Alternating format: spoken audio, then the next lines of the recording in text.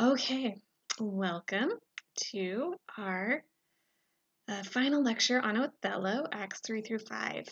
Subtitle, An Honest Villain. Okay, guys, so Shakespeare has some of the best villains in any stories of all times. Uh, what I personally think makes most of his villains so fantastic is that they are extremely complex and full of human emotions and motivations. And most of the time, his villains, even if they're truly terrible, there's something sympathetic about them. There's a reason that we can sympathize with them. So, for instance, take Shylock. This is Shylock. This is one of Shakespeare's most famous villains from the play A Merchant in Venice, which we're not studying this semester, but it's a fantastic play. Fantastic. So Shylock is an amazing villain precisely because he is so human and so complex in his motivations and his emotions. So he's totally despicable, and there are lots of reasons for hating him. After all, he is trying to get Antonio killed through a legal contract and lawsuit. But at the same time, people can feel a lot of compassion for him because Jews were so persecuted at the time as a group. And you really get the feeling in this play that he has just been driven to this desperate edge because of the persecution that he's receiving at the hands of the heroes of the play. And he has this fantastic line, if you cut me, do I not bleed? So his humanity is really foregrounded. And there really is a lot of ways to feel sympathy for Shylock as a character.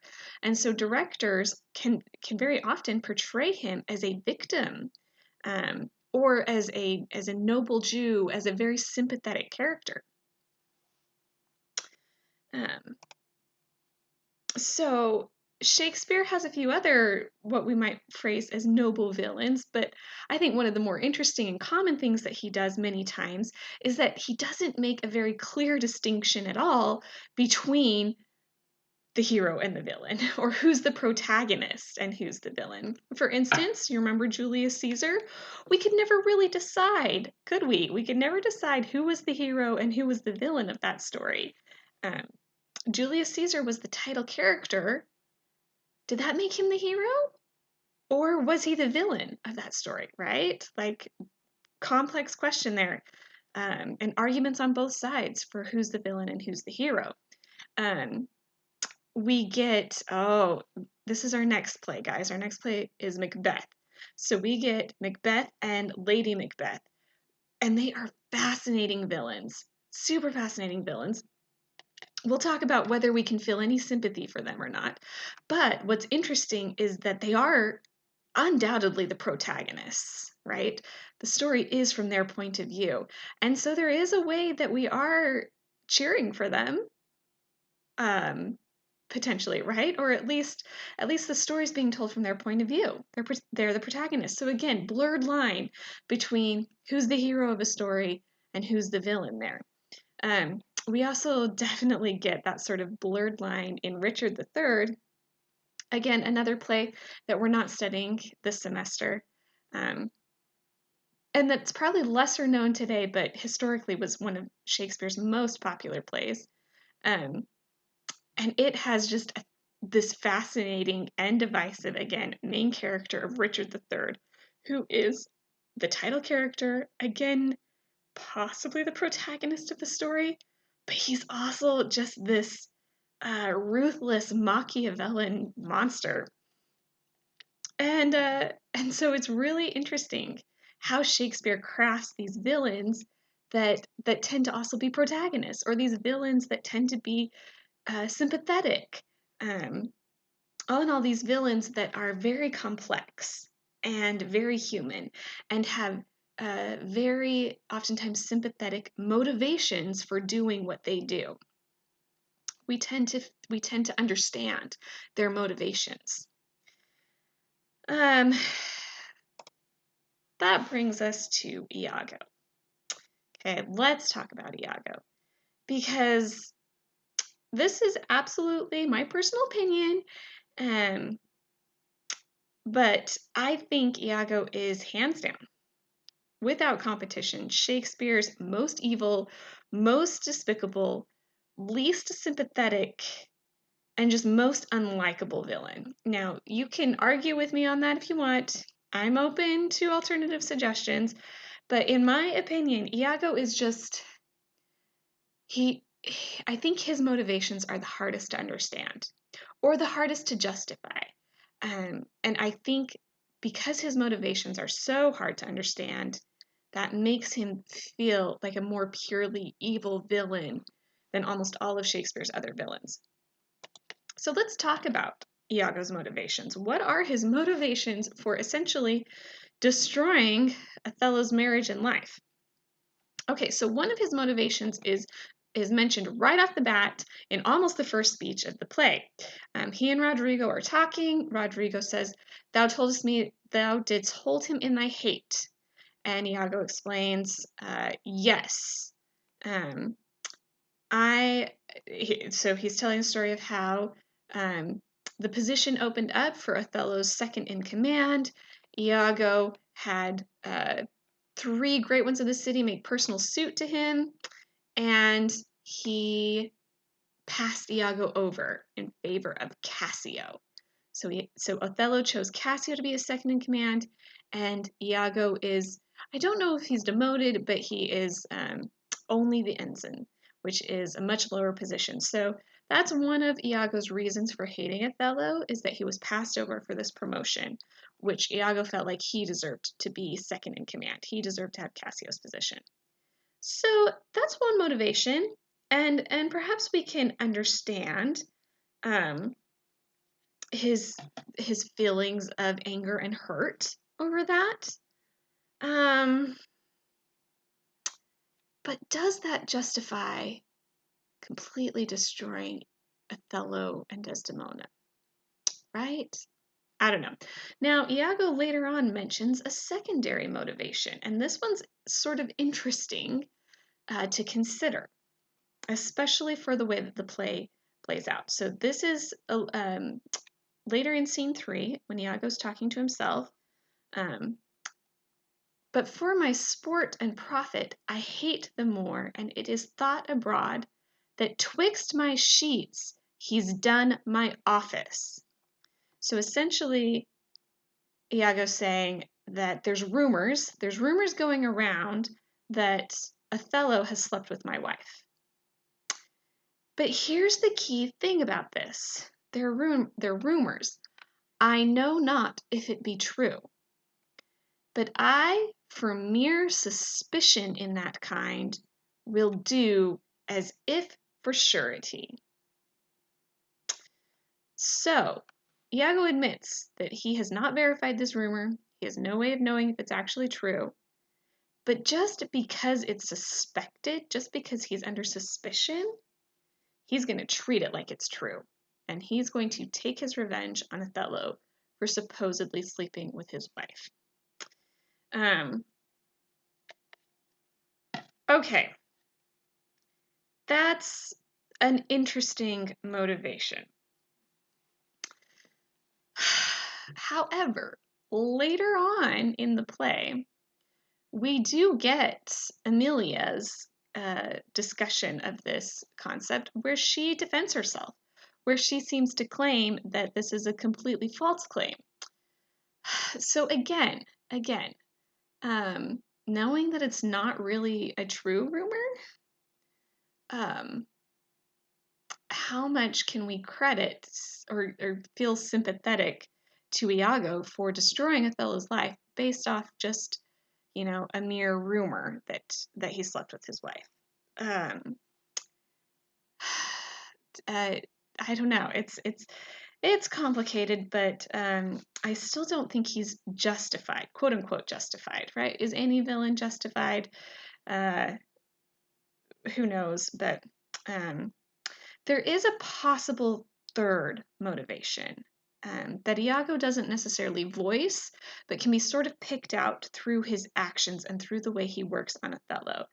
And that motivation is that Iago is possibly racist and working from just a sort of innate hatred of the other and the outsiders, working from a feeling that Othello does not belong in his position, that Othello does not deserve to be part of their white Christian community, and that might be a more subtle but also more powerful motivation for explaining why Iago goes to the extremes that he goes to completely destroy Cassius and Othello and Desdemona. I want you guys to be looking for evidence of that as you read the play this week. Okay, so where I want to go right now, I want to take a closer look at the scenes where at the first scene where Iago starts to plant some doubt in Othello's mind. Okay, because this is a very interesting scene for bringing up some of the themes that we've already been talking about with Hamlet and with Romeo and Juliet. So with Hamlet, we talked about epistemology. Remember, we talked about how do we know what we know, and how can we trust the knowledge that we get. And then in Romeo and Juliet, we talked about language and the ability of language to speak truth, or our ability to trust language to communicate truth to us.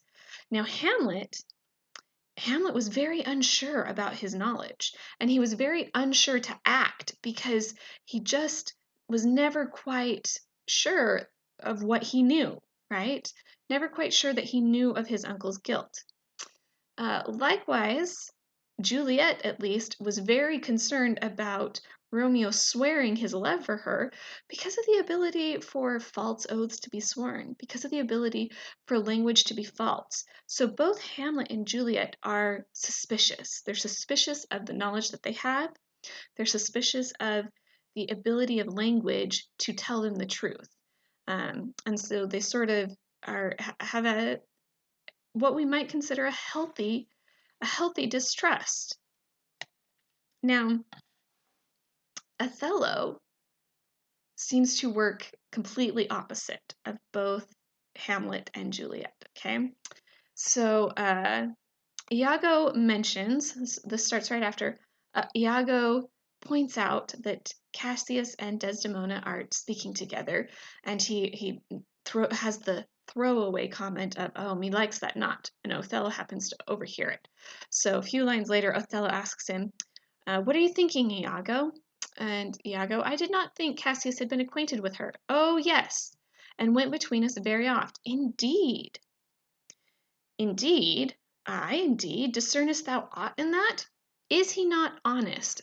Okay, guys, you got to pay attention to the word honest in this play and how many times it is used, A, to describe Iago, and B, in doubt of Cassius and Desdemona. Honest, my lord? Honest, aye, honest. My lord, for aught I know, what dost thou think? Think, my lord? So Othello has noticed that Iago is being cagey about something, and he's pressuring Iago to explain. What do you know? What are you thinking, Iago? What's going on in that brain of yours? And Iago is walking a super careful line here of sort of leading Othello along slowly, and sort of pretending to be super reluctant and unwilling to share his thoughts about Cassius and Desdemona. So Othello, you said these things, you said you liked it not. What didst thou not like when I told thee of my counsel of my whole course of wooing thou Christ? Indeed, and didst contract and purse thy brow together, and if thou hadst been shut up in thy brain some horrible conceit, as if thou then hadst shut up in thy brain some horrible conceit. If thou dost love me, show me thy thought. Iago, My lord, you know I love you. Othello, I think thou dost. This is an interesting one, right? Othello trusts that Iago loves him, but Iago doesn't. Iago hates him. So everything that happens hinges on Othello's complete love and faith and trust in Iago. He calls Iago honest over and over and over again. Honest Iago, honest Iago, honest Iago, which also, just to point this out, in the early modern period, honest also meant chaste. So it meant truthful, but it also meant chaste and virtuous. So by his language, Othello is cueing that he has complete trust in Iago's truth, in his virtue, and in his love for him.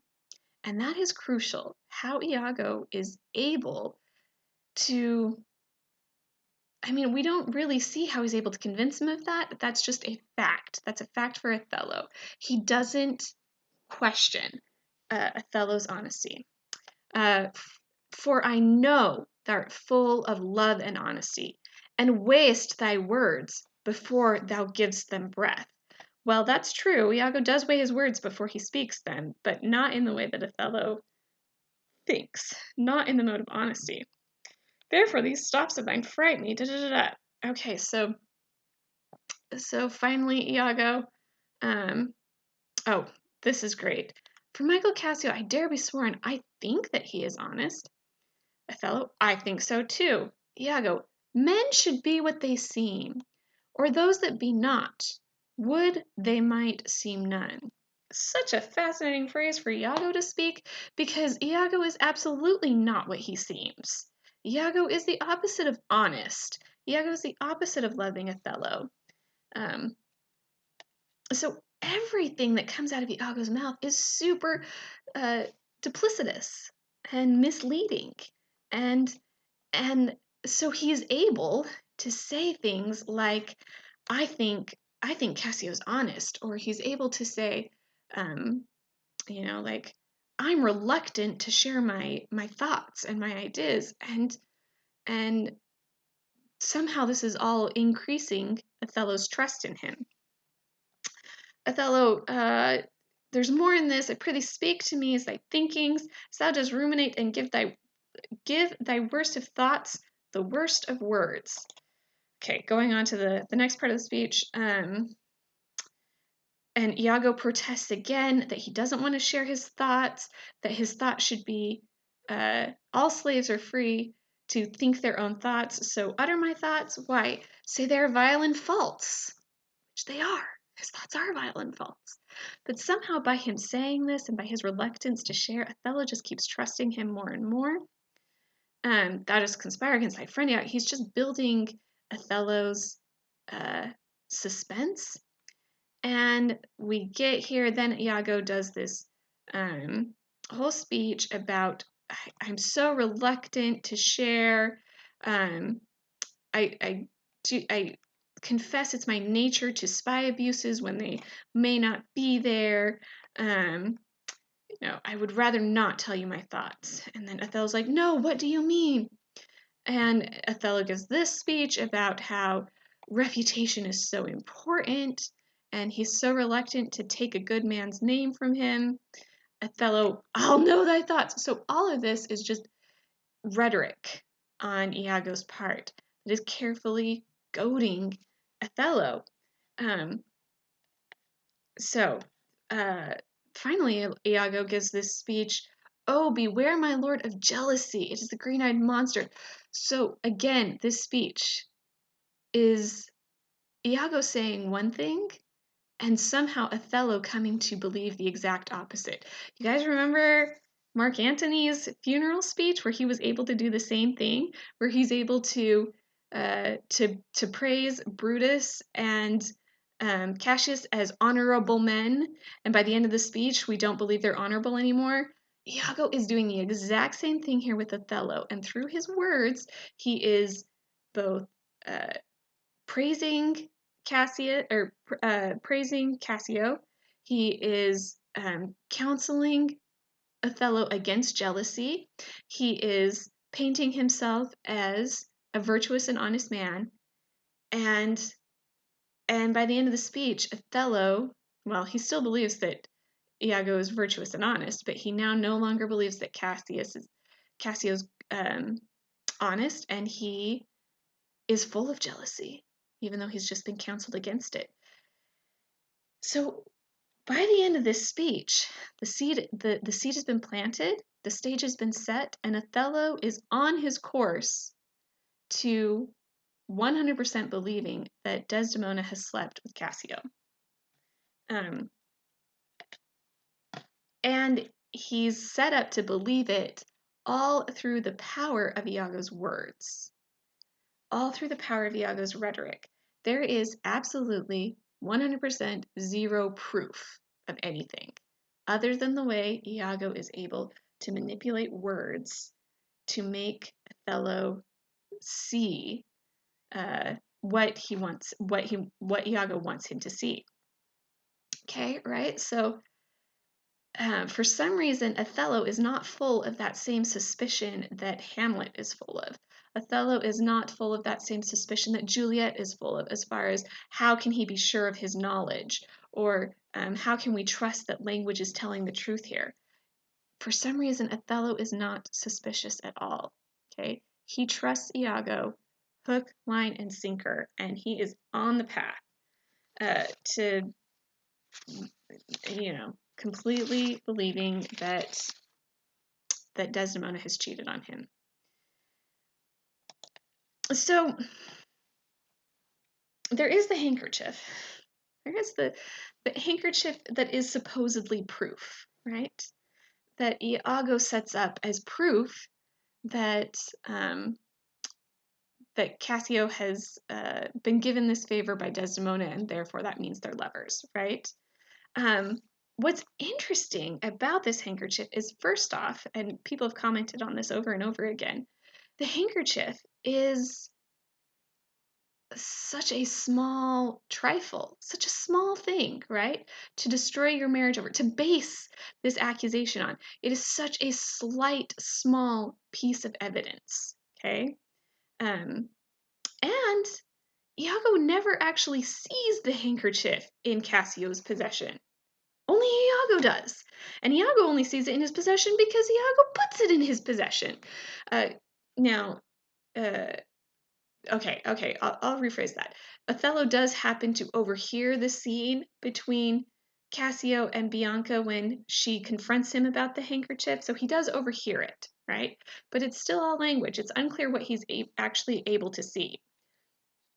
And whether he actually sees Cassio with the handkerchief. Oh, and just throwing this in here, just this note. In the vast majority of productions that you'll see, the handkerchief will be white, and it is said that there are strawberries embroidered on the handkerchief. However, interesting article, one of the articles that you're going to read this week, or that you can select to read this week, talks about how the phrase, when Othello describes it as being dyed in mummy, means that the handkerchief was actually probably black. And there's some very interesting and significant reasons why it's important to know that the handkerchief might be black. But anyway, this is the image I could find, or this was, most of the handkerchiefs you'll see will be portrayed as white. Anyway, back to the point. As a piece of evidence, though, it's still fairly weak, right? Mostly what Othello has to go off of is Iago's speech. Okay, Iago's language, Iago's stories, Iago's framing of this situation. And he trusts Iago completely, believes Iago 100% is honest. Now, he does confront Desdemona. He does ask Desdemona whether she has cheated on him, and Desdemona denies it. But Othello completely disregards Desdemona's speech. So what is that? Is that Othello having a healthy suspicion of language's ability to tell the truth? Or is that just plain misogyny, right? Is this a play of misogyny, where Othello is far more willing to trust the voice of a man, trust the speech of a man, and not trust the speech of a woman who happens to be his wife? So that's a complicated question that we should explore some more. Is Othello just simply a misogynist who doesn't believe the speech of women? Or, again, to bring it back to the possibility of Iago's motivations here, is Iago and frankly Shakespeare, are they just playing off of African and racial stereotypes of the early modern period that portray Africans as being super prone to passions and to jealousies that are outside the rational mind? Because remember, when Iago is able to build up Othello's passion to the point that Othello has a seizure, right? He's actually on the ground having a seizure. And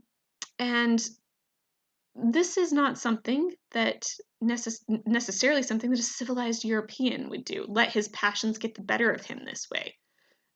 This is not stoic, not part of that stoic tradition. But this is something that potentially a foreigner would do. A foreigner would let his passions get the better of him. And Iago is absolutely 100% playing off of that stereotype. That as a black man, Othello can't be in control once his passion has been roused.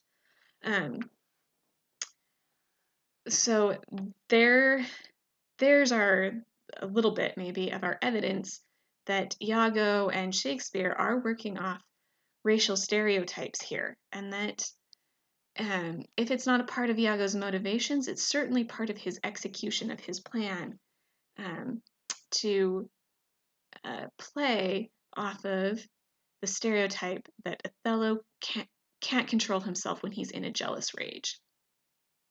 So, lots of things to talk about this week, lots of things to think about this week. But I think the message to take away is, or some of the final questions I want you to be considering as you're reading is, one, what are exactly Iago's motivations and how justified are they, right?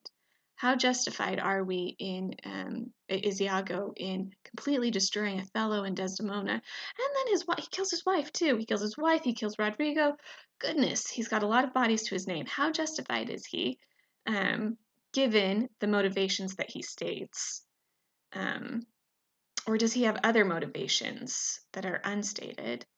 And then second, thinking about Othello himself as a character and his ability to to not be like Hamlet and Juliet, to not question if he can trust his knowledge that he's getting from Iago, or not question the language, the speech, the words from Iago, not question their truthfulness, and yet still question the truthfulness of the language of his wife. So thinking about the misogyny there, or the lesson, maybe the lesson that we get from this play is that we should believe women. All right, I'm excited to talk with you about this on Thursday. We'll see you then.